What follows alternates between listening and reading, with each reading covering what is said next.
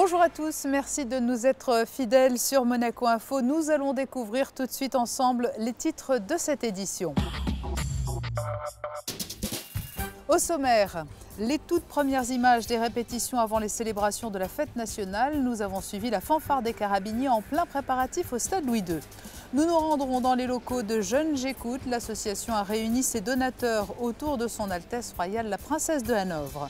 Un nouvel espace pour la jeunesse en principauté. La Fun House a ouvert ses portes au Jardin d'Apolline. À la galerie L'Entrepôt, l'exposition des œuvres de David Gabriel Cavafi. Et puis petit zoom à la fin de ce journal sur l'instantané, le livre de photos de notre confrère Benjamin Vergely. Mais avant de développer tous ces titres, la tragédie survenue aux Philippines vendredi. Après le passage du typhon Haiyan qui a fait des dizaines de milliers de victimes, la principauté a décidé de se mobiliser. Le prince Albert II a adressé un courrier au président philippin Benigno Aquino. Il l'a assuré du soutien de Monaco. Et parallèlement, la Croix-Rouge monégasque lance un appel aux dons pour venir en aide aux populations sinistrées. Tous ceux qui le souhaitent peuvent adresser une aide pécuniaire à l'adresse qui apparaît au bas de l'écran. Vous l'avez peut-être remarqué dans les rues de la Principauté, certains ont déjà commencé à installer les drapeaux nationaux sur les balcons ou sur les façades des immeubles. Les préparatifs en vue des célébrations du 19 novembre vont bon train. Nous avons notamment suivi la fanfare des carabiniers qui sera en première ligne le jour de la fête nationale. Crescinda Tomel a assisté aux répétitions qui se sont déroulées au stade Louis II.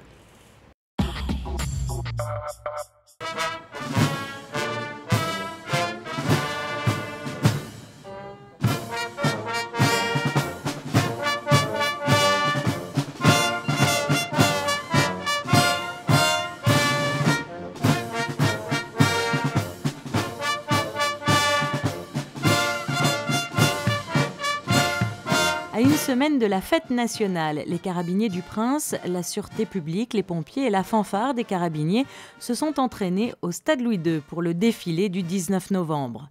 Le jour de la fête nationale, la prise d'armes est suivie du défilé de la principale unité de la force militaire de Monaco avant la remise de décorations. Un moment toujours très attendu et la fanfare cette année promet un programme des plus séduisants.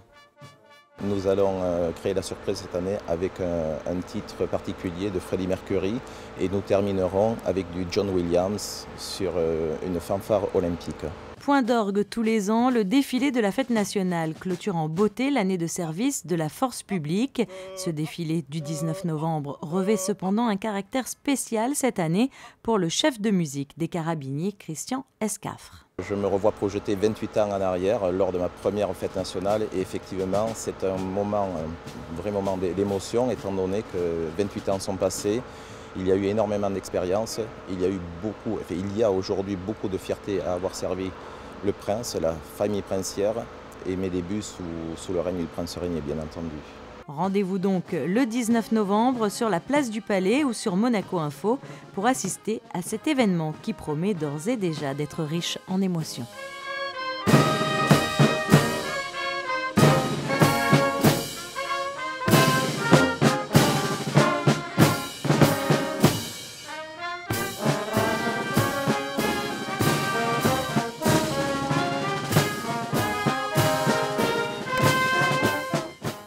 Et vous le savez, comme chaque année, vous pourrez suivre la fête nationale en direct sur Monaco Info le 19 novembre à partir de 9h55. Autre préparatif, ceux du Festival international du cirque de Monte-Carlo. L'édition 2014 aura lieu du 16 au 26 janvier sous le chapiteau de Fontvieille. Vous le voyez sur ces images tournées au Fairmont Hotel. Toutes les équipes mobilisées sur cet événement majeur du calendrier monégasque viennent de se réunir pour finaliser les modalités d'organisation du festival pour lequel on annonce la présence à Monaco de grandes familles du cirque venues notamment de République tchèque, du Portugal ou bien encore d'Allemagne. Ils viennent en aide et épaulent les jeunes en difficulté. Les membres du conseil d'administration de Jeunes J'écoute viennent de se réunir au siège de l'association Quai Albert Ier. Un cocktail était organisé pour remercier leurs partenaires et les donateurs. Le récit d'Élodie Messager.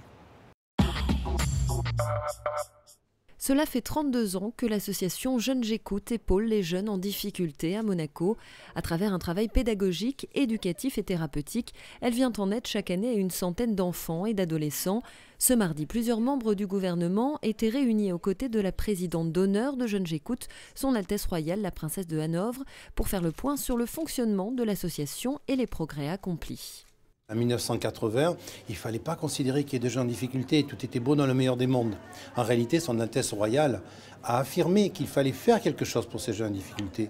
Et c'est comme ça, et grâce à l'association Soir Optimiste, que nous avons démarré Jeunes J'écoute. D'abord par une période d'écoute, et ensuite par la mise en place d'une équipe spécialisée pour rencontrer ces jeunes. Sans une telle institution, qui, je le rappelle, est complémentaire par rapport aux institutions monégasques, parce qu'il y a beaucoup de travail qui se fait dans les institutions du gouvernement princier, avec des personnes très compétentes, mais d'une manière complémentaire, sans ce genre d'institution, sans ce travail qui se fait dans la rue, qui se fait dans les locaux de Jeunes J'écoute, bien je crois qu'il y aurait un coût social extrêmement grave.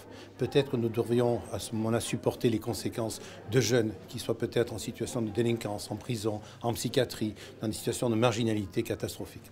L'équipe composée de 3 éducateurs et d'un psychologue amène les jeunes à être suffisamment solides pour affronter les aléas de leur existence. Un contrat moral est passé avec chacun des adolescents afin de mettre en place un suivi adapté. Ici, on les accueille au quotidien, un petit peu comme dans une famille. Donc, ils viennent le soir après l'école et on met en place ce qui peut se faire aussi au sein de la famille, à la fois des goûters, du jeu, du travail scolaire. On écoute un petit peu leurs doléances, ce qui s'est passé dans la journée, parce qu'ils ont toute une vie à l'école et au collège. Et des fois, il y a des disputes, il y a des bagarres, il y a des choses qui ne leur conviennent pas. Donc, ils arrivent ici avec le sac à dos un petit peu chargé et on essaye à chaque fois de parler avec eux justement de tout ce qu'ils ont vécu la journée et de ce qui leur pose problème. Donc le travail est à la fois très individualisé. Donc c'est vrai que nous avons encore ici une grande richesse, c'est que nous avons les moyens humains. Donc nous sommes suffisamment d'adultes pour accueillir au quotidien ces jeunes-là et donc nous avons suffisamment de temps pour les écouter, ce qui leur manque souvent cruellement dans notre monde. En mars 2014, l'association déménagera provisoirement le temps des travaux sur le port, mais en attendant, les jeunes qui rencontrent des problèmes sont toujours les bienvenus dans les locaux de Jeunes J'écoute situés sur le quai Albert Ier. On reste dans le domaine de la jeunesse, direction les jardins d'Apolline où les commerces ouvrent les uns après les autres. Ce fut le cas tout récemment de la boutique Quicksilver et tout prochainement de l'enseigne Starbucks. Parmi les commerces déjà ouverts, il y a un espace qui est entièrement dédié aux enfants. Il s'agit de la Fun House. Reportage sur place de Fabien Bonilla.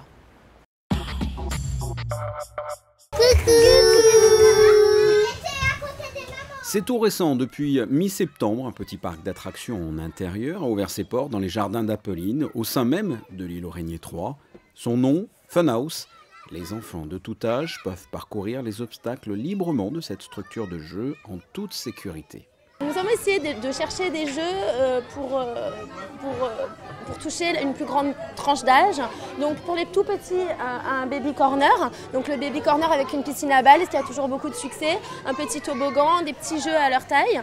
Ensuite, nous avons un trampoline. Donc le trampoline touche tout type de tranche d'âge, les plus petits et les plus grands. Ensuite, nous avons d'autres piscines à balles réservées pour les plus grands. Un toboggan, une tour araignée. Donc ça, c'est un petit peu... pareil, la sensation du Fun House, parce que les plus petits n'y vont pas, les plus grands se régalent à montrer leurs exploits. Et ensuite, vous avez le pont de singe qui est à l'intérieur de la structure et toutes sortes d'obstacles, de parcours ludiques avec des ballons. Voilà.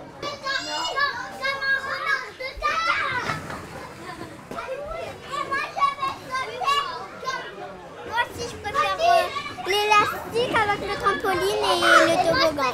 Les balles. Qu'est-ce que tu préfères? Moi, je préfère ça. D'accord. Moi, je préfère tout.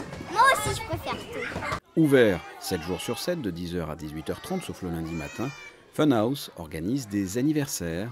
Et depuis l'ouverture, le 18 septembre, le bouche à oreille a fait son travail.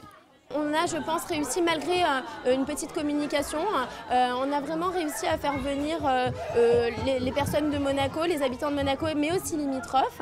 On commence à être évidemment de plus en plus connus, parce que chaque anniversaire, par exemple, qu'on développe emmène 15-20 nouveaux clients, puisqu'il y a les invitations des anniversaires, ça fait un petit peu effet boule de neige. Donc on est content. On a eu beaucoup d'entrées aussi after school. On a développé cette formule-là à la demande aussi des parents. Donc je pense que en tout cas c'est un bilan qui est assez positif. Oui, pour un premier mois, c'est positif. Funhouse est la première enseigne qui a ouvert ses portes dans les jardins d'Apolline, une zone qui devra attirer de plus en plus de passages au fil du temps avec les ouvertures progressives des différents commerces. La dernière exposition de David Gabriel Cavafy est actuellement présentée à la galerie L'Entrepôt. L'artiste, comme il l'explique lui-même, nous entraîne dans un voyage à travers le temps personnel et le temps universel. Élodie Messager vous offre un aperçu de cette exposition intitulée « L'ange du temps ». Pas une horloge, pas une montre, aucun marqueur de temps n'est représenté dans l'exposition de David Gabriel Cavafy. Pourtant, c'est bien du temps dont il est question ici. L'artiste, dont le travail est visible à la galerie L'Entrepôt, nous propose une approche plus spirituelle des secondes qui défilent. Avant qu'on invente les clepsydres et les montres, on avait inventé les anges qui s'occupaient de la gestion du début et de la fin des choses. Et le début et la fin des choses, en fait, représentent le laps qui s'écoule entre deux moments que nous avons définis par la suite comme temps. Donc, du coup, je me suis attaqué aux anges plutôt qu'aux montres. Et je pense qu'il n'y a pas beaucoup d'expositions sur le temps, si jamais il y en a eu, où on n'est même pas une langue ou une roue dentée d'horloge. Le temps est partout. C'est notre temps personnel, d'accord, mais il se reflète dans le monde. Les visiteurs ont jusqu'au 13 décembre pour découvrir l'univers de David Gabriel Cavafy. Objets du quotidien, cagettes, peintures, vidéos ou encore photos, l'artiste a travaillé sur des supports très différents. Dans ces clichés de gouttes d'eau, il saisit des instants de vie, furtifs. À travers des plans fixes de 3 minutes, l'artiste fait une pause dans le mouvement pour prendre conscience de ce qui l'entoure. Et puis il y a cette œuvre, le calvaire, exhibé comme une scène de crime. Ici, dans le calvaire, en fait, on a le monde en entier. Le monde chrétien sans doute, mais même avant.